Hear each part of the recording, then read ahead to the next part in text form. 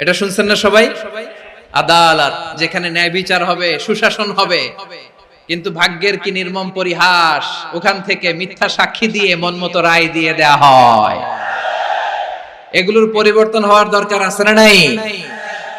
প্রিয় ভাইয়েরা, আদালত, আল আদল, ইংরেজিতে বলে জাস্টিস, ন্যায় বিচার, সুবিচার, সুশাসন, জাস্টিস, আল আদল, সব জায়গায় এই জাস্টিস থাকা দরকার। Justice should be prevailed in the society.